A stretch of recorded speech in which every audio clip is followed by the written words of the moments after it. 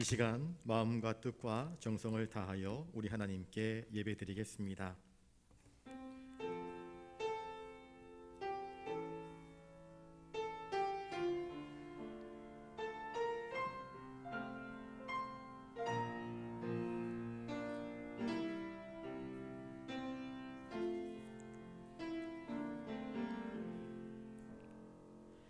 보라, 밤에 여호와의 성전에 서 있는 여호와의 모든 종들아, 여호와를 송축하라. 성소를 향하여 너희 손을 들고 여호와를 송축하라. 천지를 지으신 여호와께서 시온에서 내게 복을 주실지어다. 거룩하신 주님, 수요기도회 저녁 이 시간에 주님의 전에 나와 주님께 엎드려 경배합니다. 여호와의 성전에서 주님의 이름을 송축하기를 원하옵나이다. 주님을 송축하며 주님의 말씀 듣기를 원하는 저희들에게 하나님 하늘의 은혜와 복을 부어 주시옵소서. 우리의 찬송과 기도와 경배를 통하여서 주님 홀로 영광받아 주시옵소서. 존귀하신 예수님의 이름으로 기원하옵나이다. 아멘. 찬송가 80장 부르신 후에 정기화 권사님 기도하시겠습니다.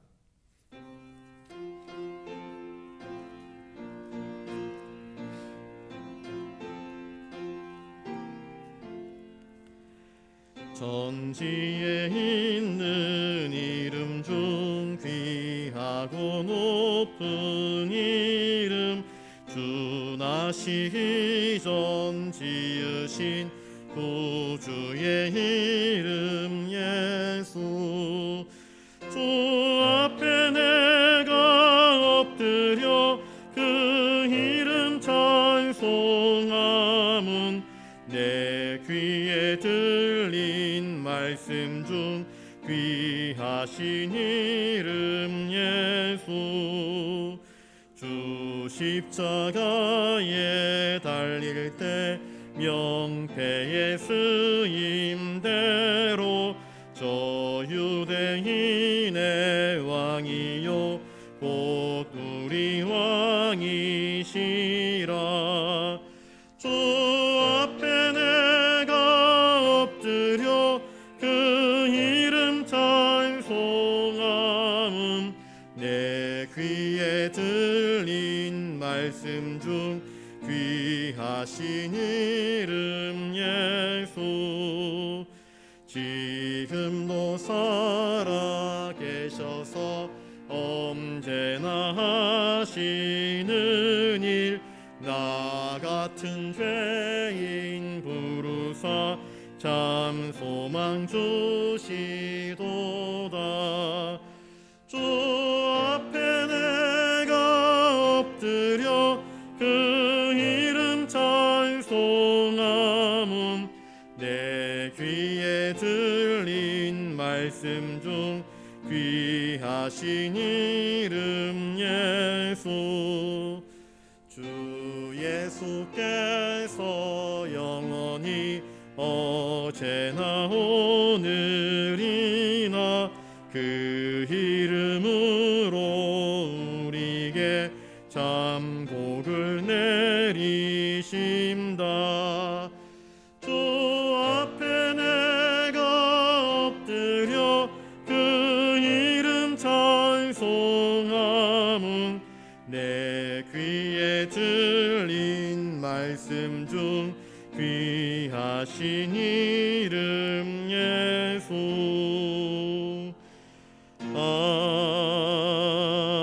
아멘.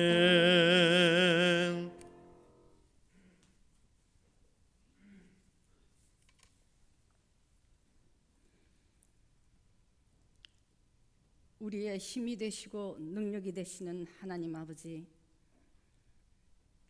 세월과 계절은 변해가지만 언제나 변함없으시고 우리의 의지가 되어주시는 하나님께 영광과 찬양을 올려드립니다.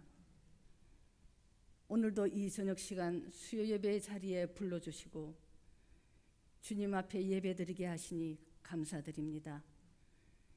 이 시간 예배의 자리에 나온 성도들과 영상으로 함께하는 성도들에게도 주님의 동일하신 은혜가 넘치게 하옵소서.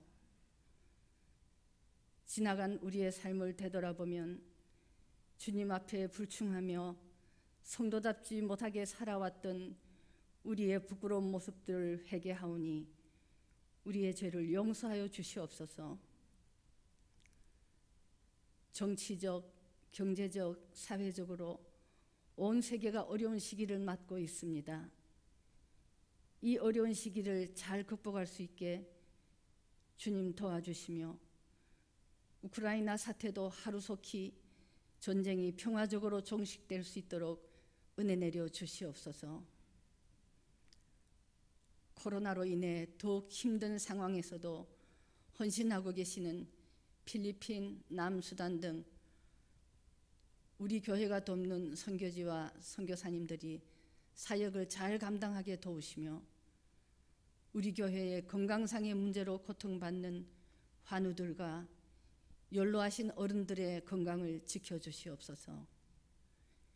이 시간 담임 목사님께서 전하시는 말씀이 성령 충만, 은혜 충만한 말씀이 되길 원하며 마리아 찬양대의 찬양을 기쁘게 받아주시옵소서. 이 모든 말씀을 우리를 회복케 하시기를 원하시는 예수님의 이름으로 기도드립니다. 아멘.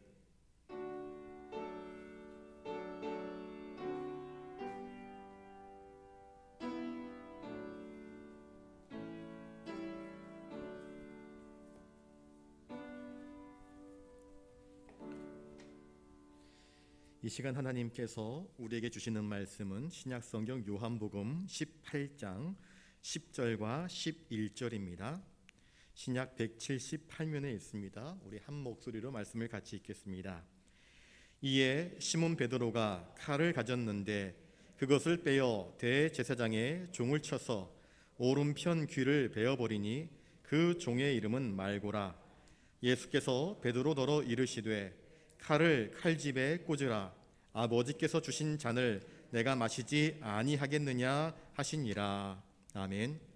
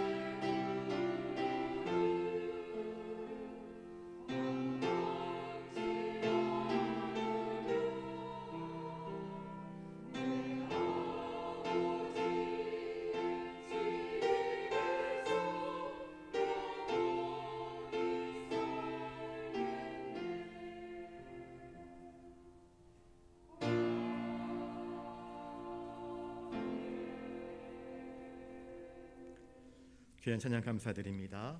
이 시간 기도하도록 하겠습니다. 거룩하신 주님, 참으로 감사를 드립니다. 양떼를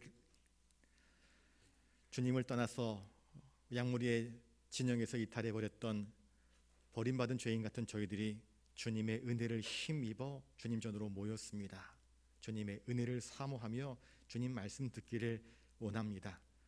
세상을 두루 돌아다녀봤지만 우리의 영혼에 만족과 기쁨을 주는 곳이 없었습니다. 결국 주님 전에 나왔습니다. 주님, 우리에게 말씀하여 주시옵소서. 세상에서 맛볼 수 없는 하늘의 위로, 평강, 그 풍성하신 은혜를 저희들에게 공급하여 주시옵소서. 연이어 기도할 때에 주님, 우리의 소원과 간구를 주 예수 그리스도의 이름으로 아뢰며 간구할 때에 주님 들으시고 응답하셔서 하나님의 살아계심과 응답하심을 우리로 맛보게 하여 주시옵소서. 감사를 드리오며 존귀하신 예수님 이름으로 기도드리옵나이다. 아멘. 우리 옆에 분들과 인사를 나누겠습니다. 기도하는 삶을 삽시다. 오늘 박길자 권사님 저 뒤에 앉아 계시는데요. 지난번에 권사님이 머리에 혹 같은 게 있다 그러셨었거든요. 그때 아마 추수감사절 기도회 때 제가 그런 말씀을 드린 것 같은데, 검사를 해봤더니 아무것도 없대요. 정밀검사했더니. 그래서 권사님이 저희 집사람 보고 새벽기도 끝나서 검사했는데 아무것도 없어요. 약도 안 먹어도 돼요. 그래가지고 처음에는 수술할 줄 알고 덜컥 걱정을 했었는데 아무 이상 없다 그러니까 얼마나 감사한지 모릅니다. 우리 집사람 그러더라고요. 처음에 뭐가 있다 그럴 때는요, 걸음이 흔들거렸대요. 그런데 아무 이상 없다는 이야기 듣고는 걸음이 씩씩해졌대요. 별것도 아닌 것 같은데 이런 큰 변화가 있습니다. 아마 하나님께서 역사하신 줄로 믿습니다. 또 우리 아프신 분들 몇 분 계시거든요. 뒤도 하고 또 검사 받으러 갔는데 다 무사하다라는 소식을 듣고 또 얼마나 감사한지 모릅니다. 추수감사절 감사기도 하면서 그 감사기도가 이어지다 보니까 감사한 응답들이 나타나는 것 같습니다. 오늘 또 한나자 집사님 남편 서울 가셔서 수술하셨거든요. 그래서 전화 드려봤더니 목사님 수술 잘 됐습니다. 기도해 주셔서 감사합니다. 그런 이야기를 또 들으니 또 얼마나 감사한지 모릅니다. 여러분들 앞에 갈등이 있습니까? 벽이 있습니까? 고난이 있습니까? 어려운 일 있습니까? 기도하는 삶을 삽시다. 기도하면 하나님께서 열어주실 것이고 풀어주실 것이고 응답하실 것이고 우리가 예상하지 못했던, 우리가 기대했던 것보다 더 좋은 길로 분명히 우리를 인도해 주실 것을 믿습니다. 그 믿음이 우리 안에 있기를 축복합니다. 우리 10절 말씀을 같이 한번 읽어보겠습니다. 10절입니다. 자, 시작. 이에 시몬 베드로가 칼을 가졌는데 그것을 빼어 대제사장의 종을 쳐서 오른편 귀를 베어버리니 그 종의 이름은 말고라. 예수님을 체포하려고 예수님이 겟세마네 동산에서 기도하고 있었거든요. 가룟 유다가 그 정보를 알고 사람들을 이끌고 옵니다. 로마 병정들, 그리고 산헤드린 공의회 회원들의 비밀 경찰들, 사람들을 데리고 오는데 그들이 등, 횃불, 그리고 무기를 들고 왔습니다. 여기서 무기라고 하는 것은 칼일 수도 있고요, 그 나무 위에다가 뾰족뾰족한 쇠침을 박아놓은 몽치일 수도 있을 것입니다. 아무튼 그런 무기들을 들고 예수님을 잡으러 왔습니다. 가룟 유다는 예수님이 어떤 분인지 알고 있습니다. 예수님은 평화주의자입니다. 우락부락 해가지고 덤벼, 그래 한번 맡아보자, 싸워보자, 이런 분이 아니지 않습니까? 그런데 그들은 강도를 잡으려는 듯, 현상수배봉을 잡으려는 듯, 폭도를 잡으려는 듯, 산적을 잡으려는 듯 무시무시한 무기를 들고 예수님이 계시는, 제자들이 모여있는 그곳으로 찾아왔습니다. 주님은 모든 일을 은혜로 행하셨습니다. 자비와 공의로 행하셨습니다. 주님은 이런 폭도들과 전혀 어울리는 분이 아니십니다. 그런데 그들이 이러한 살벌한 무기를 들고 왔다 하는 것은 우리에게 시사하는 바가 큽니다. 이처럼 그리스도와 교회를 향한 세상의 시선은 항상 폭력적입니다. 그게 정치적이든 아니면 힘의 논리든 교회를 향한 세상의 시선은 결코 달갑지 않습니다. 항상 무언가 꼬투리를 잡으려 하고 위협하려 하고 넘어뜨리려 합니다. 이것을 여러분들 염두에 두시기 바랍니다. 세상이 교회를 비판할 때 왜 그래 하지 마십시오. 원래 세상은 그렇습니다. 그런 와중에도 우리는 어떤 태도를 취해야 하는가? 베드로처럼 내가 칼이 있는데 말이야, 칼을 휘둘러서 너희들 다 없애버릴 거야? 이건 옳은 태도가 아닙니다. 마침 그때 그 순간에 베드로가 칼을 갖고 있었다 성경은 이야기하고 있습니다. 6월절에는요 절대로 그 누구도 무기를 들지 못합니다. 유월절 절기 때 무기를 들 수 없습니다. 왜? 여호와의 절기를 지켰는데 어찌 무기를 들겠습니까? 하나님의 구원을 상징하는 유월절 아니겠습니까? 하나님의 은혜를 상징하는 그 절기 아니겠습니까? 그런데 어찌 무게를 휴대할 수 있겠습니까? 무게를 휴대하지 못하도록 법으로 규제되어 있었습니다. 그런데 무기를 들고 있었다. 그래서 어떤 사람들은 이 베드로가 열심당원이 아닌가, 국가혁명을 통하여서 나라의 이스라엘에 잃어버린 그 국권을 회복시키려고 하는, 우리로 치면 독립운동가, 열성적인 독립운동가 파에 속한 사람이 아닌가, 그렇게 보았습니다. 그런데 실제 그렇지는 않습니다. 예수님이 계속해서 제자들에게 예루살렘에 올라가게 되면 인자가 고난을 받을 것이다 말씀하셨고, 베드로는 주님, 제가 절대로 주님이 고난당하도록 내버려 두지 않을 것입니다. 주님이 고난당하시면 나도 함께 죽겠습니다 라고 했던 사람이 베드로 아닙니까? 혹시나 하는 마음으로, 주님이 누군가에게 위협을 당하면 내가 보호해 주어야 되겠다라는 마음으로 이 작은 칼 하나를, 단검이겠죠, 칼 하나를 챙겼는지 모르겠습니다. 아무튼 베드로는 누군가를 해치기 위해서 칼을 준비한 사람은 아니었을 것입니다. 그런데 마침 예수님을 잡으려고 저 원수들이 찾아옵니다. 칼과 몽치를 들고 찾아옵니다. 위협합니다. 그때 베드로가 그만 홧김에 흥분하여서 불같은 성격을 자제하지 못하고 먼저 칼을 뺍니다. 그리고 덤벼드는 그 일행 중에 한 사람, 그 사람을 쳤는데 그 사람이 피하다가 그만 빗 맞아서 귀가 맞았습니다. 귀가 맞으면서 그 귀가 떨어져 버리고 말았습니다. 귀가 베어진 것입니다. 베드로는 충분히 자기의 스승이신 주님을 보호하려고 그 사람에게 대항했을 것입니다. 겁을 주고 협박을 해서 그들을 쫓아보내려고, 우리 만만한 사람들이 아니야, 그렇게 대항했을지도 모르겠습니다. 그리고 그 일로 말미암아 대제사장의 종이었던 그 사람이 귀가 날아가 버리고 말았습니다. 큰 상처를 입었습니다. 피가 철철 흐릅니다. 사람들이 다 당황스러워합니다. 설마 예수님 편에 선 사람이 반항할 줄은 아무도 생각하지 못하였을 것입니다. 여러분, 혈기는 큰 사건을 일으킵니다. 문제를 일으키기가 쉽상입니다. 베드로는 이 순간에 아마 충성스러운 마음으로, 내 주님을 보호하려는 마음으로 칼을 들어서 휘둘렀을 것입니다. 그 눈먼 칼에 하필이면 대제사장의 종이었던 그 사람이 피하다가 칼을 맞았는데 귀가 베어져 버리고 말았습니다. 안타까운 상황이 펼쳐진 것입니다. 그런데 이런 베드로의 불같은 행동은 결코 주님에게 덕이 되거나 도움이 되지 않았습니다. 성경은 그 귀가 베어진 그 종의 이름을 말고라 그렇게 이야기하고 있습니다. 요한이 그거 기록하고 있습니다. 다른 복음서에서는요, 대제사장의 종의 이름이 나오지 않습니다. 누가 대제사장의 종의 이름을 기억하겠습니까? 그런데 요한은 그것을 기록하고 있습니다. 그리고 그 사람이 대제사장의 종이라는 것을 알고 있는 걸 보면 요한은 당시의 대제사장이 누구였고 그와 관련된 사람들이 누구였는지를 잘 아는 지식이 있는 사람이었습니다. 정보가 빠른 사람이었습니다. 그리고 굳이 그 사람의 이름을 집어넣은 까닭은 이 사건이 지어낸 사건이 아니라 역사 속에서 진실로 있었던 사실임을 우리에게 이야기해 주고 있습니다. 베드로는 칼을 들었습니다. 그리고 대제사장의 종의 귀를 베어버리고 말았습니다. 여기서 우리가 깨달을 것은 무엇인가? 공허한 폭력은 아무런 도움도 되지 않는다. 이것을 우리가 깨달아야 합니다.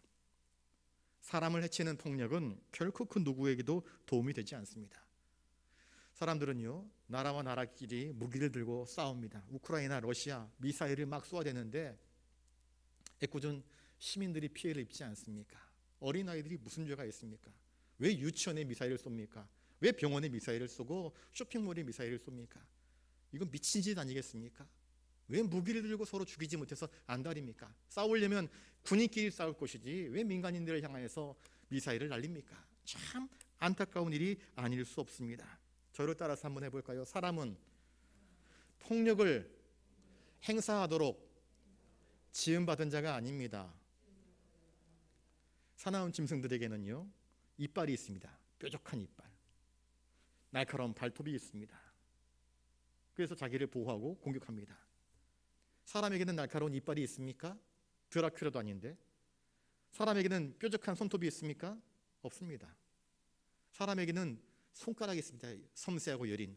일 많이 하면 두툼한 손이 되지요. 사람에게는 왜 손이 있습니까? 그 손으로 합당한 일을 하여서 아름다운 열매를 거두라고, 수고하라고. 그래서 수고하여 거둬들인 그 아름다운 열매로 하나님께 영광 돌리라고, 열심히 부지런히 일하라고 손과 발을 주신 것 아니겠습니까? 사람의 손은요, 무기가 아닙니다. 수고하는, 섬기는 아름다운 손입니다. 하나님은 사람을 싸우라고, 물어뜯으라고 그렇게 짓지 않았습니다.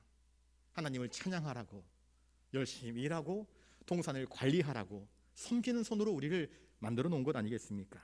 그러니 우리는 우리의 두 손을 가지고 싸우려고 하면 안 됩니다. 우리 입으로 싸우려고 하면 안 되는 것입니다. 그건 하나님의 영광을 가리는 것입니다. 하나님의 영광을 가리지 말고 하나님의 영광을 나타내야지요. 세상을 보십시오. 지금 러시아가 무기를 이용하여서 우크라이나를 위협하고 있습니다. 또 중국도, 북한도 핵무기를 가지고 위협하면서 세상을 쥐어 흔들고 있습니다. 역사 속에서 가만히 보십시오. 위협적인 무기를 통하여서 가장 가치 있는 것을 얻은 나라가 누가 있는가? 아무리 좋은 무기를 가지고 있다 한들 그가 그 무기로 영생을 얻을 수 있습니까? 못 얻습니다. 아무리 아름다운 무기를, 멋진 무기를, 핵무기사회를 가지고 있다 할지라도 그것이 그의 인생의 영광스러움이 될 수 있습니까? 못 얻습니다. 기껏해봐야 땅 몇 평 더 얻을 뿐입니다. 애꿎은 사람들의 피만 흘릴 뿐입니다. 날카로운 무기는요, 공격용 무기는 그 어떤 아름다운 가치 있는 것도 얻을 수 없습니다. 가치 있는 것은 어떻게 얻는 것입니까? 수고의 눈물, 땀방울, 거룩한 헌신으로 얻을 수 있는 것이 바로 가치 있는 것들입니다. 베드로는 폭력적인 원수들 앞에서 폭력으로 대항했습니다. 그런데 예수님은 어떻게 대항하십니까? 그 악한 원수들을 향해서 어떻게 대응하십니까? 주님의 모습을 통하여서 우리가 주님을 따르는 성도로서 어떤 길을 택해야 할지 오늘 우리가 깨달아야 할 것입니다. 물론 베드로는 선한 의도를 가지고 주님, 자기의 스승님을 보호하려고 선한 의도로 칼을 삐어 들었을 것입니다. 자기가 호언장담했던 것처럼 주님, 내가 주님을 위해서라면 못할 것이 없습니다. 내 목숨이라도 내놓겠습니다 하는 그 약속을 지키느라고 그렇게 했는지도 모릅니다. 그러나 여러분 기억하십시오. 아무리 베드로가 주님을 위한 것이라 할지라도 폭력은 폭력일 뿐입니다. 선한 의도를 무시하는 것이 아닙니다. 인정하는 것입니다. 그러나 폭력은 행사하면 안 되는 것입니다. 선한 의도를 할지라도 그의 폭력이 정당화될 수 없습니다. 왜 그런가? 저를 따라서 한번 해볼까요? 주님의 사람들은 주님보다 앞서서는 안 됩니다. 베드로는요, 주님이 야, 나쪽 사람들 좀 막아라, 주님이 명령하지 않았습니다. 그런데 베드로가 먼저 앞서 버립니다. 주님보다 앞서 버립니다. 여러분, 내가 주님보다 앞서려고 하지 마십시오. 그거 객기입니다. 그 쓸데없는 감정들입니다. 지켜봐야죠. 주님이 어떻게 하시는가, 주님이 어떻게 말씀하시는가. 그런데 베드로는 혈기를 못 이겨서 앞서버리고 말았습니다.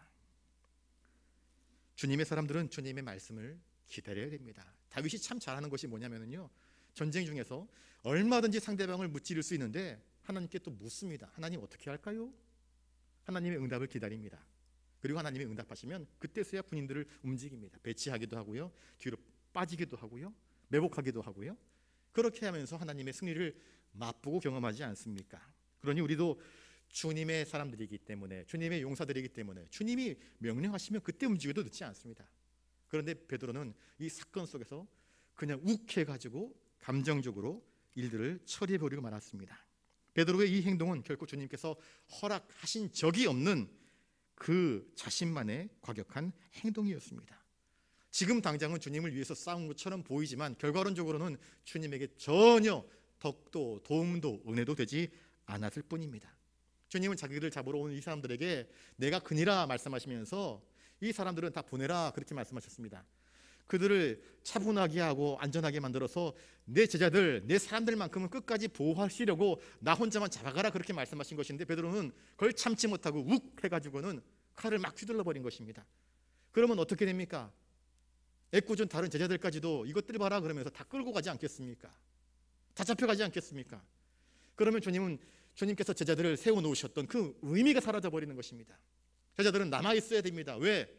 주님이 고난당하시고 또 부활하시고 승천하신 이후에 주님의 사명을 맡아서 땅끝까지 이르러 복음을 증거해야 될 사명이 있기 때문입니다. 그래서 주님이 보호 조치로 내가 그다, 나만 잡아가라, 그렇게 말씀하신 것인데, 베드로는 그 내막도 알지 못한 채 그냥 자기 기분에 칼을 휘둘러 버린 거 만 것 아니겠습니까? 이 어리석은 대항으로 말미암아 자칫 자기뿐만 아니라 자기와 함께 있는 다른 제자들에게도 큰 피해를 입힐 뻔하였습니다. 아무튼 이 베드로의 분노한 칼과 주님의 순종하는 모습은 너무나 대조적인 모습으로 우리에게 비춰지고 있습니다. 11절을 같이 한번 읽습니다. 11절 시작. 예수께서 베드로더러 이르시되 칼을 칼집에 꽂으라. 아버지께서 주신 잔을 내가 마시지 아니하겠느냐 하시니라. 오늘날도 이제 세상을 가만히 보면은 군사력을 가지고 나라의 크기를 가늠합니다. 어느 나라가 강대국인가? 최첨단 무기, 최고의 군사력을 가진 나라들이 강대국이다. 그리고 무기 없는 나라들, 핵이 없으면 약소국처럼 그렇게 취급을 받습니다.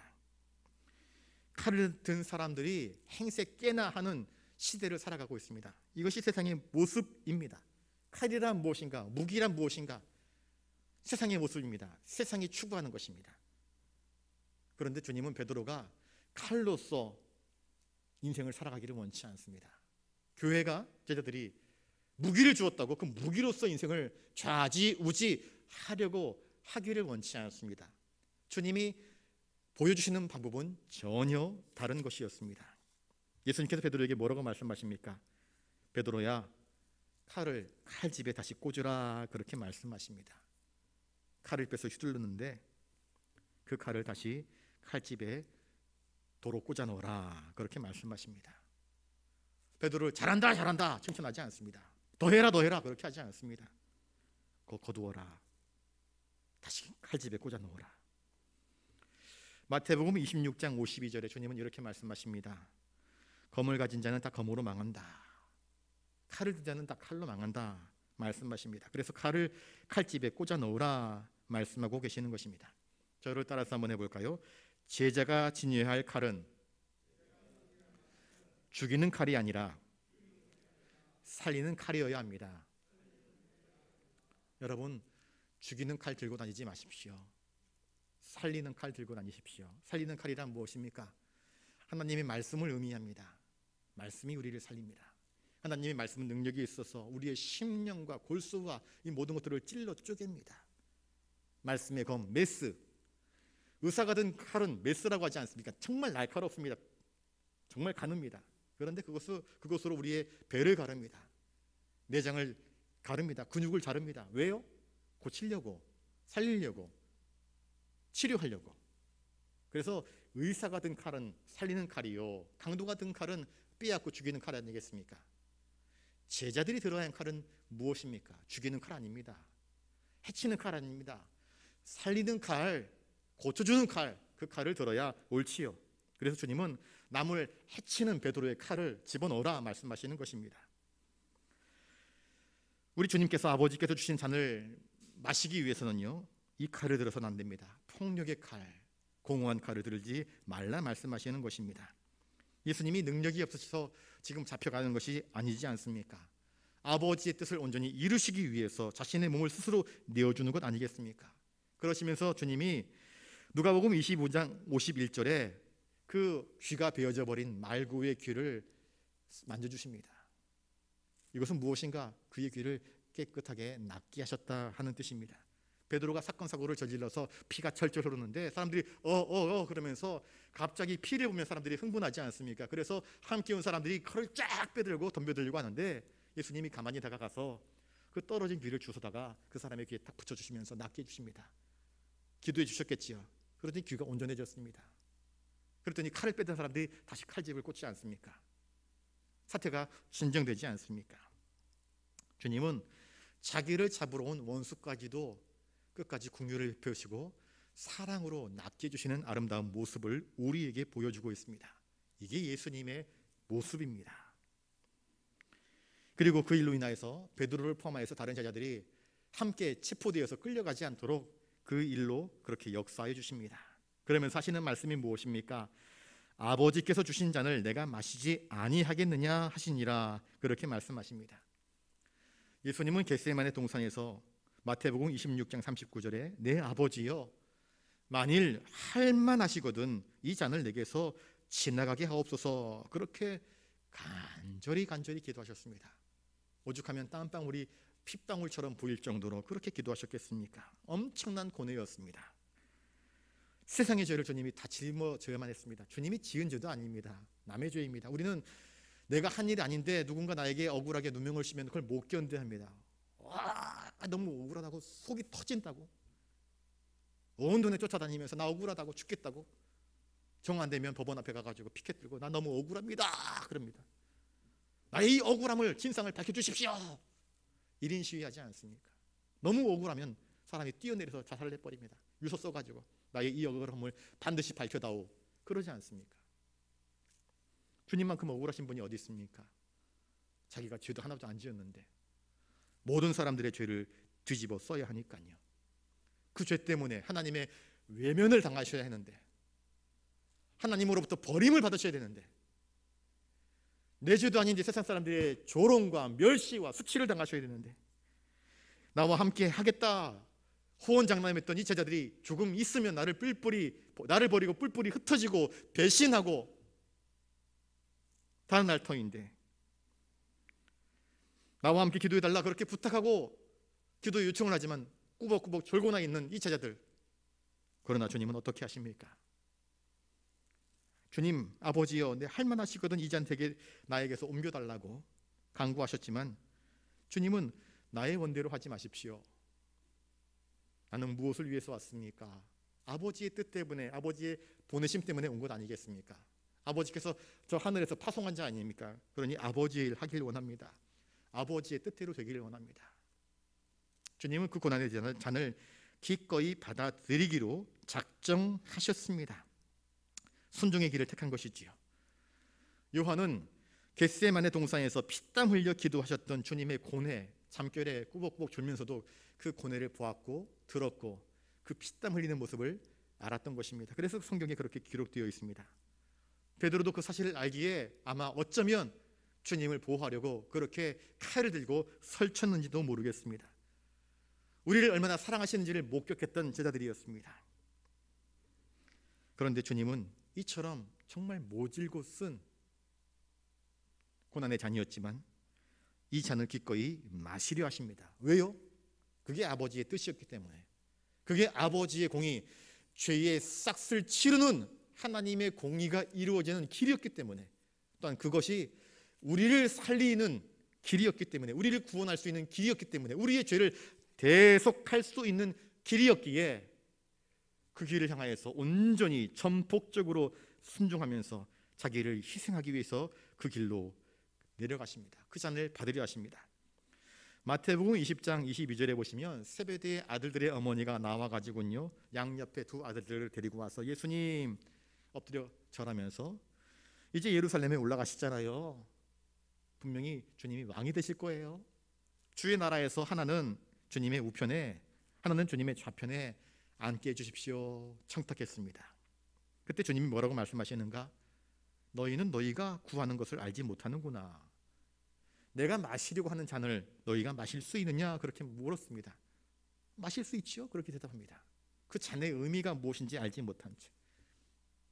여러분, 주님은 그 고난의 잔을 받으셨습니다. 그리고 우리 성도들이 또한 마셔야 할 잔이 있음을 성경은 우리에게 이야기하고 있습니다. 우리는 주님의 은혜를 받은 자입니다. 주님의 말씀을 들은 자입니다. 주님은 그 고난의 잔을 받으심으로 우리를 위하셨습니다. 우리를 구원하셨지요. 우리를 사랑하셨습니다. 우리 죄를 다 지워주셨지요. 그리고 그 일로 하나님께 영광 돌리셨습니다. 여러분들에게도 두 갈래 길이 있을 것입니다. 저것 봐라 그러면서 욱해가지고는 베드로처럼 칼을 막 들고 설치는 그 길을 택할 것인가?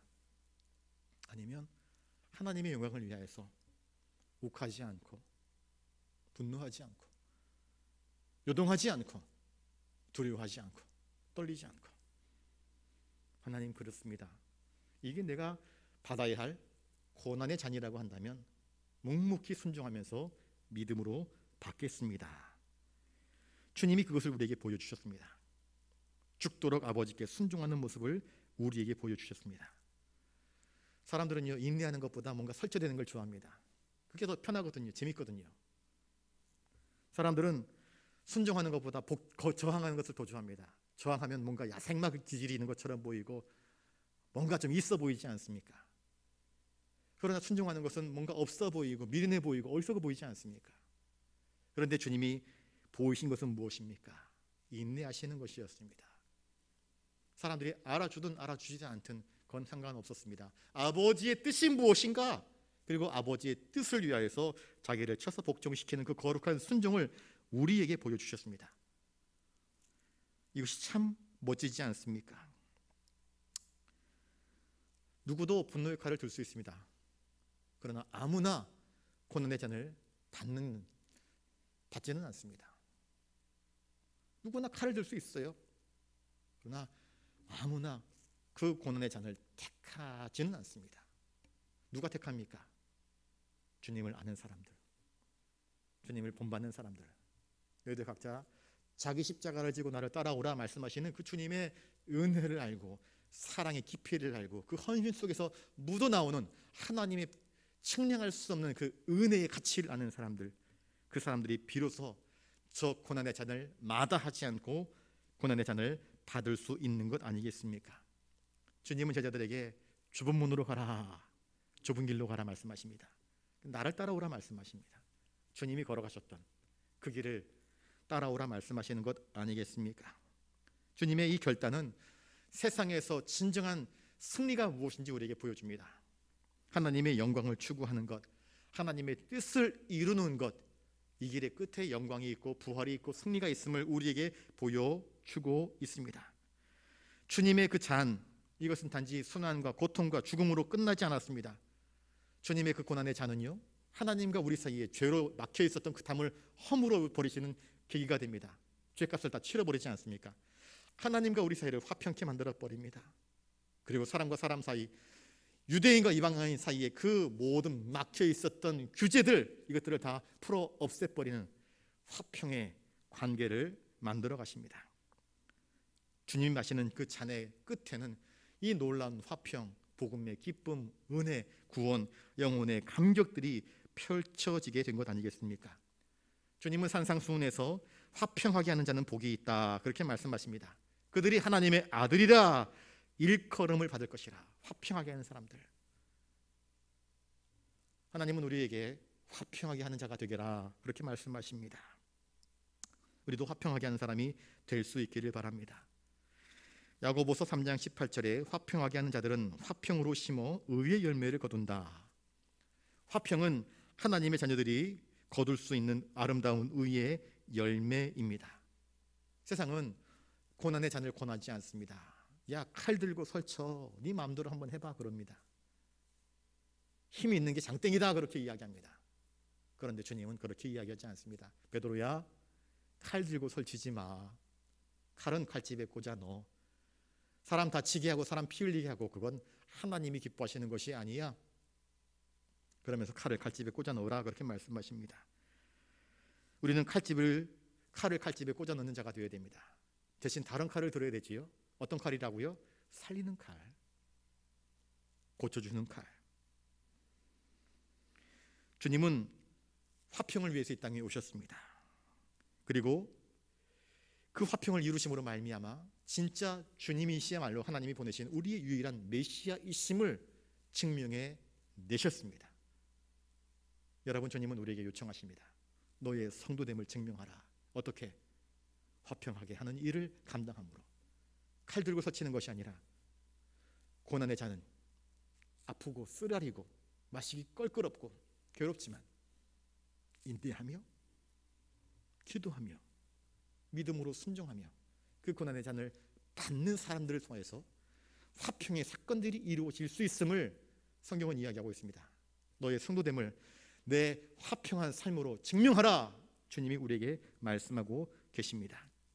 그 삶을 살아가는 저와 여러분 되시기를 주님의 이름으로 축복합니다. 기도하겠습니다. 거룩하신 주님, 우리 앞에 칼과 잔이 놓여 있습니다. 베드로처럼 분노의 칼을 드는 것이 아니라 예수님처럼 기꺼이 하나님의 영광을 위하여 내 이웃의 죄를 대속하기 위하여 헌신과 순종의 고난의 그 잔을 기꺼이 받아들일 수 있는 우리 믿음 가진 성도들이 되게 하여 주시옵소서. 감사를 드리오며 존귀하신 예수님 이름으로 기도드리옵나이다. 아멘. 찬송가 81장입니다.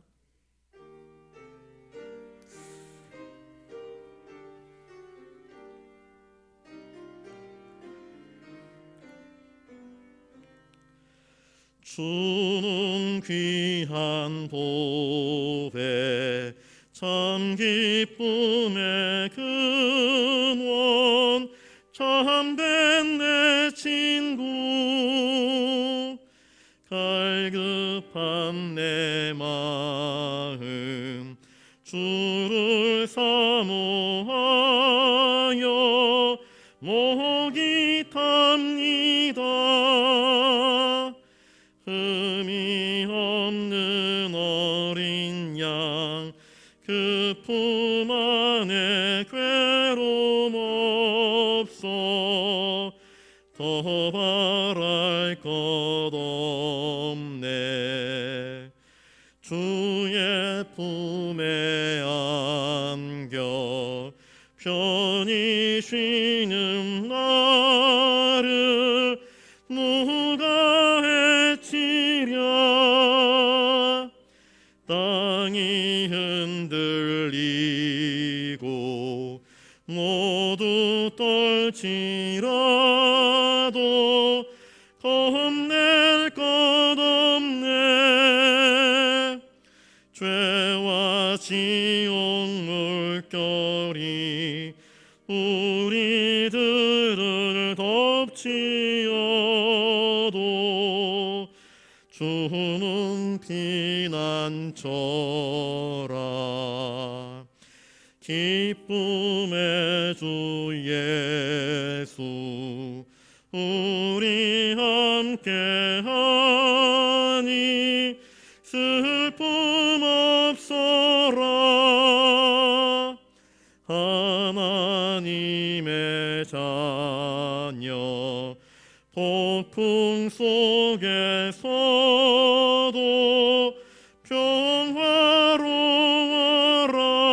평화로워라. 무슨 일을 만나도 주 안에는 기쁨이 있네. 주는 나의 보배.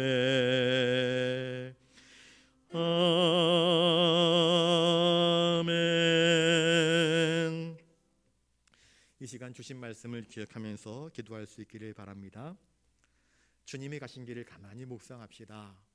주님은 십자가의 길을 걸어가셨습니다. 우리가 바라봐야 할 것은요, 주님의 뒷모습입니다. 주님이 걸어가신 발자국 한 발자국 한 발자국 따라가는 것입니다. 여러분, 오늘 내가 붙잡는 것이 무엇입니까? 혹시 칼 붙잡고 계십니까? 감히 권면드립니다. 그 칼 당장 내려놓으십시오. 분노하는 칼 아무짝에 소용없습니다. 대신 사람을 살리는 칼을 주십시오. 그걸 달라고 하나님께 간구하십시오. 화평을 이루기 위해서 기꺼이 고난의 잔을 받으시고 순종으로 하나님께 영광 돌린 예수님처럼 주님, 나도 예수님이 따라가신 그 길, 나의 십자가를 지고 믿음과 순종으로 화평을 위하여, 하나님의 영광을 위하여, 칼이 아닌 화평을 위한 겸손의 잔을 택하는 자들이 되게 해달라고 이 시간 간구할 수 있기를 바랍니다. 기도하겠습니다. 거룩하신 주님, 참으로 감사를 드립니다. 오늘도 주님이 걸어가셨던 겟세마네 동산에서 저 골고다 십자가의 길로 한 걸음 한 걸음 걸어가셨던 그 영광스러운 순종의 길을 바라봅니다. 주님, 주님의 길을 따르는 자가 되게 하여 주시옵소서. 인생을 살면서 만나는 숱한 어려움들이 있습니다. 격정 어린 순간들이 있습니다. 답답하고 가슴 아프고 속이 시끄럽고 괴로운 선택의 순간들이 있습니다. 그럴 때마다 우리가 주님을 바라보게 하여 주시옵소서. 분노의 칼을 휘두르며 말구의 귀를 베어버렸던 베드로처럼 이를 망치는 자가 되지 않게 하여 주시옵소서. 주님이 걸어가시려고 하시는 그 고난의 길을 막아서는 자가 되지 않게 하여 주시옵소서. 내 손에 든 칼을 칼집에 꽂아 넣으라 하시는 주님의 음성을 듣고 우리의 분노의 칼을 칼집에 꽂아 넣게 하여 주시옵소서. 우리의 불붙는 심정을 가라앉히게 하여 주시옵소서. 이제 주님보다 앞서지 않게 하여 주시옵소서. 주님의 뜻을 헤아리며 주님 말씀에 귀를 기울이며 순종하는 자가 되게 하여 주시옵소서. 주님, 기꺼이 고난의 잔을 향하여서 그 잔을 받으시고 십자가의 길로 한 걸음 한 걸음, 심지어 제자들조차도 이해하지 못하는 그 고난의 길, 아무도 알아주지 않는 그 길, 믿음으로 순종하는 그 길, 아버지의 영광을 추구하는 그 길, 세상 사람들의 조롱과 멸시와 침뱉음이 있을지라도 기어코 그 한 걸음 한 걸음 그 길을 걸어가셨던 그 주님의 발걸음을 우리가 기억하게 하여 주시옵소서. 주님이 뒤를 돌아보시며 우리에게 말씀하시기를 너희들도 나를 따라오너라 말씀하시는 그 음성에 귀를 기울이며 우리도 내가 짊어져야 할 나의 십자가, 우리가 취해야 할 나의 고난의 잔을 받기 위하여 예수님처럼 겸손하게, 예수님처럼 온유하게, 예수님처럼 진실하게 믿음으로 순종하면서 주님이 걸어가셨던 그 길을 한 걸음 한 걸음 걷는 자가 되게 하여 주시옵소서. 하나님의 영광을 추구하는 자가 되게 하여 주시옵소서. 하나님의 뜻을 이루는 일이 우리의 제1 삶의 우선순위가 되게 하여 주시옵소서. 주여, 우리는 연약합니다. 잘 깨닫지 못합니다. 하오니 주님 우리를 일깨워 주시옵소서.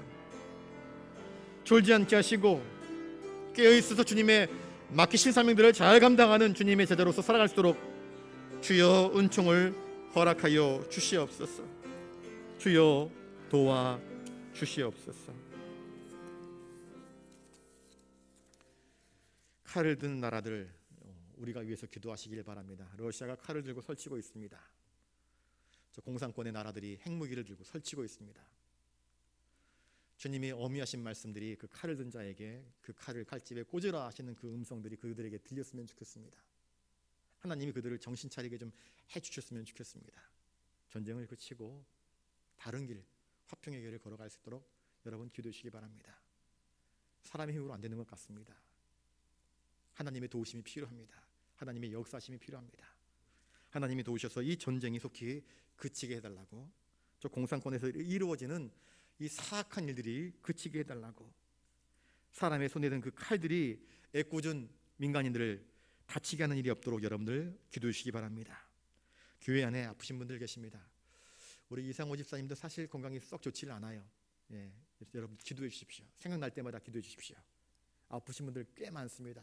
우리 어르신들 남들에게 말하지 못하지만 다 저마다 아픈 부위들이 있습니다. 연세가 들면서 연약해진 부위들이 나타나는 것 같습니다. 눈이 아프신 분들도 계시고 귀가 아프신 분들도 계시고 남에게 말 못하는 부분들도 계시고 많습니다. 이분들 건강을 위해서 여러분들 기도해 주시기 바랍니다. 또 우리 교회에 등록하신 새 가족들 신앙생활 잘 적응할 수 있도록 여러분들 기도해 주시길 바라고요. 소망을 가지고 한번 기도했으면 좋겠습니다. 여러분 소망을 가지고 한번 기도했으면 좋겠습니다. 우리 곁에 이 빈자리들이 하나님의 은혜로 기도하는 사람들로 채워지게 해달라고, 봉사하는 사람들로 채워지게 해달라고. 하나님은 우리가 상상할 수 없는 방식들로 역사하시는 분이시기에 우리가 소망하고 기도할 때에 그 일을 이루어 주실 줄로 믿습니다. 여러분 기도하십시오. 우리 곁에 있는 빈자리들 하나님께서 한 사람 한 사람 하나님의 사람들로 채워나가는 기적이 이제 2023년에 우리의 눈으로 바라볼 수 있도록 해달라고 여러분들 또 기도해 주시면 감사하겠습니다. 교회 학교에서 아이들이 제잘제잘거리며 시끄럽게 떠들고 노래하고 찬송하고 기도하고 하는 모습들이 다시 일어날 수 있게 해달라고 여러분들 기도해 주시기 바랍니다. 선교의 현장을 놓고 여러분들 기도해 주시고요.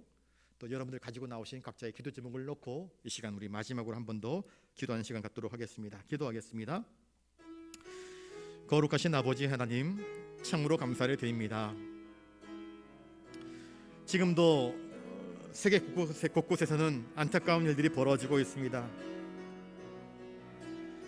엄청난 군사력과 무기를 힘입어 우크라이나를 침공한 러시아의 횡포가 세계 백성들의 마음을 아프게 하고 또 특별히 우크라이나 백성들에게 큰 상처를 주었지만 아직도 전쟁은 끝나지 아니하고 계속해서 전쟁의 소식들이 우리들의 마음을 아프게 합니다. 저 북한에서는 핵무사일로 이 땅의 평화와 안보를 위협하는 일들이 벌어지고 있습니다. 저 중국의 시진핑은 또 계속해서 연임을 하면서 독재자의 자리를 차지하려고 하는 그런 야욕을 보이고 있습니다. 이 공산 세계에서 이루어지는 이 사악한 욕심들과 악랄한 방법들이 전 세계 백성들의 삶을 위태롭게 하고 있지만 그들은 아나무인처럼 자기들만을 위해서 세상을 살아가는 것 같습니다. 하나님이 개입하지 아니하시면 이 안타까운 삶의 정황 속에서 우리가 도저히 살아갈 길이 없사오니 주님 은혜를 베풀어 주시옵소서. 특별히 고통당하는 우크라이나 백성들을 주님 보살펴 주시옵소서. 이 시대에 정치하는 정치 지도자들 하나님 한 사람 한 사람 하나님의 공의를 기억하게 하여 주시옵소서. 백성들을 위하여서 바르게 정치할 수 있도록 주님 그들의 보지 못하는 것들을 보게 하시고 깨닫지 못하는 것들을 깨닫게 하여 주시옵소서. 백성들의 신음소리를 듣게 하시고 이 경제의 위기에서 헤쳐나갈 수 있는 기회를 발견할 수 있도록 주님 은총 내려 주시옵소서. 선교의 현장에서 지금도 열심히 부주의 복음을 증거하는 선교사님들 계십니다. 태국 바타카이 교회, 필리핀 김상길 선교사님, 남수단 강범진 선교사님, 아프리카 케냐의 이승열 선교사님, 인도에 우리가 세운 교회, 하나님 한 사람 한 사람 선교지와 그 선교의 지에 있는 우리 교회들을 기억하여 주시옵소서. 열심히 땀 흘리며 기도하며 복음의 씨앗들을 뿌릴 때 결코 그것이 헛되지 않게 하시고 씨 뿌린 대로 아름다운 추수의 열매 거둘 수 있도록 주님 은총 내려 주시옵소서. 하나님 교회 안에 육신이 연약함으로 인하여서 고통당하는 자들이 있습니다.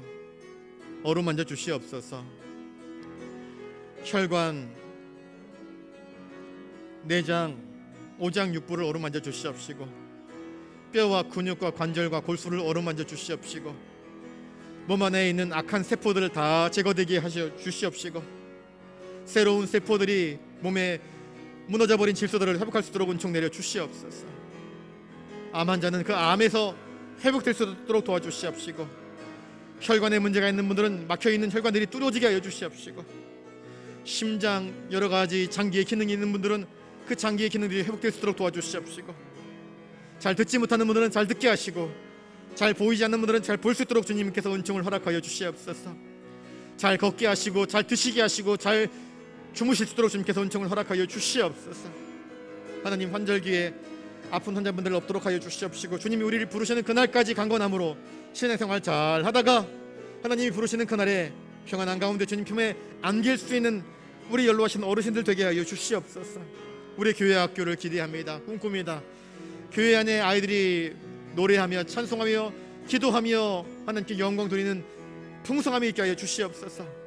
이제 2023년도 우리 교회 전도하는 교회가 되기를 원하옵나이다.